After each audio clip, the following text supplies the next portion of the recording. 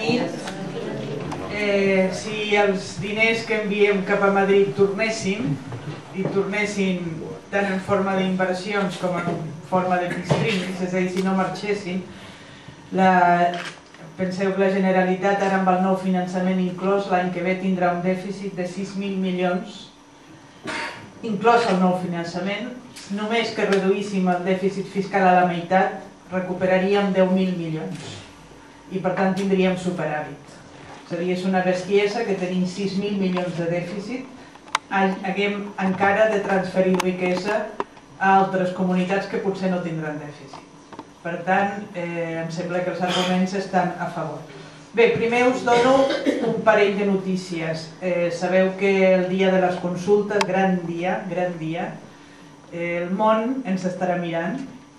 A Osona es fan una gran quantitat de consultes i ahir es va fer un gran acte a Osona de llançament de la campanya i em deien que hi havia més de 1.000 persones. Ara m'han trucat, jo era Canet, perquè porto una agenda pleníssima de bolos i actuacions i molt contenta de fer-les, moltíssima gent a tot arreu, la gent molt entusiasmada i a Osona més de 1.000 persones en l'acte de llançament que culminarà amb una gran festa popular també el dia 12 abans de la proclamació de s'obren les urnes.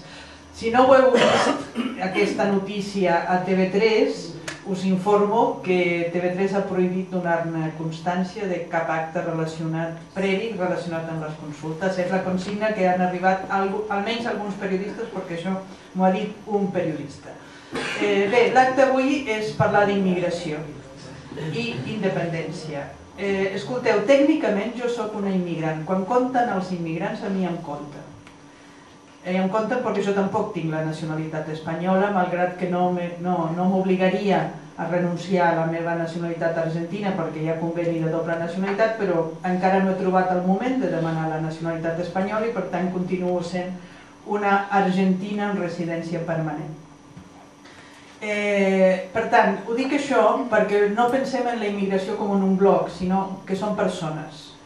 I les persones són susceptibles d'adherir-se a projectes engrescadors com el de la independència, que ells els afavoreix moltíssim perquè molts immigrants tenen la sensació que si el país comença de zero, ells comencen al mateix nivell que qualsevol altre ciutadà. És a dir, que la manera més fàcil de passar a ser ciutadans de ple dret i indistingibles és a partir del moment fundacional en què Catalunya esdevé independent. Per tant, hi ha molts més independentistes entre els immigrants dels que ens pensem. I després, per una altra raó, i és que cada comunitat és diferent, però pensem, per exemple, que tot Latinoamèrica fa 200 anys es va independitzar d'Espanya. I això vol dir, ho dic per experiència, que a l'escola la nostra èpica nacional, l'himne, la bandera, el dia del país, el dia nacional, tot això és la independència d'Espanya.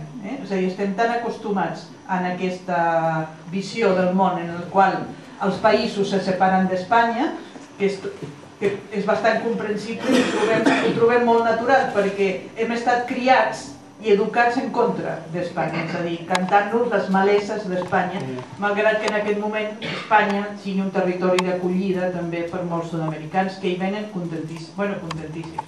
La immigració sempre és molt dura, però vull dir que hi venen esperançats. I no és català. Sí, llavors... No, vale, d'acord. I després, a la gent africana no li és cap problema les llengües, estan acostumats a parlar-ne 13 o 14, sense que se sorprenen que a Catalunya només n'hi hagi dues de principals, és a dir, no tenen cap feina a posar-s'hi en la tasca d'aprendre'ls, i després entenen molt bé les situacions colonials i per tant explicar-li la llibertat a un africà és una redundància, és a dir, són gent que viu pensant en la llibertat. I quan dic Àfrica, dic del nord al sud, és a dir, tot el continent, perquè és el continent que va ser objecte del gran colonialisme europeu, que se'l van repartir de la manera més ignominiosa en el 1900. Van dir, escolta, tot això per tu, això per tu, això per tu, i curiosament Espanya badava i es va quedar amb el tros més petit. No li van fer cas, però això a Espanya ja li passa. Per tant, no pensem en els immigrants com un problema davant de del tema de la independència. Pensem simplement com els expliquem el projecte, si ho fem, és a dir, si els deixem participar del nostre món.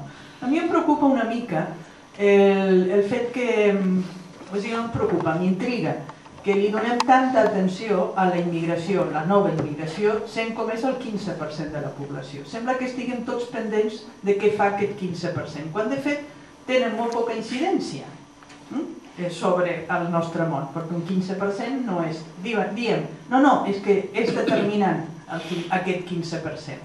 I en el fons el que estem dient és que aquest 15% es pot sumar a un percentatge que no ens atrevim a fixar d'immigrants anteriors que tenim la sensació que no s'han adaptat prou o no s'han integrat prou. Si ens posem en règim lingüístic, que és un molt bon indicador, hi hauria un 30 o un 40% de població espanyola, dels immigrants espanyols o els seus descendents, que no s'han integrat culturalment a Catalunya, per tant tenen una integració social segurament ben feta, però cultural no.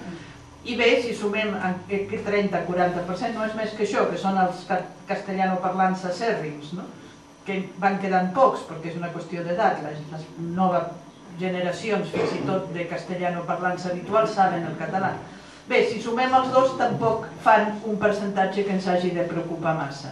De fet, les enquestes en aquest moment donen un 35% d'independentistes convençuts a Catalunya, que és una xifra altíssima, perquè el tema de la independència s'ha acabat d'estrenar, és a dir, fa 3 anys us asseguro jo que no se'n parlava, i en canvi dona un 45% de nos acèrrims, és a dir, gent que en aquest moment, si se fes el referèndum, votaria que no.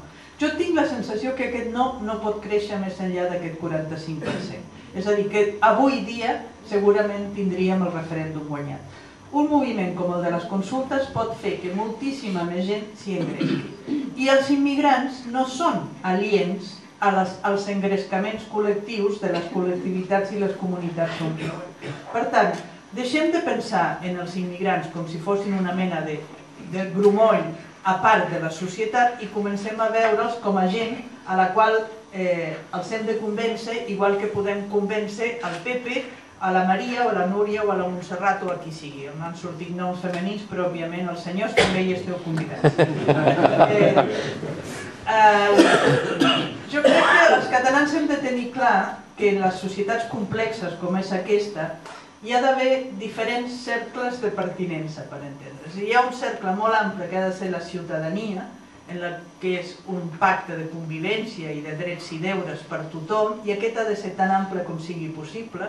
Aquí hi han d'entrar totes les identitats que són presents a Catalunya, si estem cobrint tot el territori, totes les identitats, fins i tot l'espanyola, perquè hi ha catalans d'identitat espanyola, s'hi han de trobar còmodes i bé. Però hi ha una cosa que sí que jo vull dir, i últimament dic molt, pel tipus de cosa que em ressona a les oïdes que s'està dient constantment, i és que la part central, el tronc central de la societat ha de ser de comunitat catalana. És a dir, hem de conservar català, i quan dic català dic de comunitat cultural catalana, la major part central de la societat. I és aquí on estem disputant l'hegemonia. La gràcia és que tu en aquesta perifèria ciutadana, sentint-te català a la teva manera, o sent foraster, o sent el que vulguis ser, estiguis còmode, però en el moment en què vols entrar a la part central de la societat, hagis de pagar el peatge de la integració lingüística. Llavors, en el mig d'aquest grumollet hi haurà els catalans d'identitat catalana, perquè jo, per exemple, no sóc una catalana d'identitat catalana. Si a mi em passeu per l'escàner, sortirà una identitat molt argentina encara. Però sóc una catalana de comunitat catalana i sóc, a més, una ciutadana.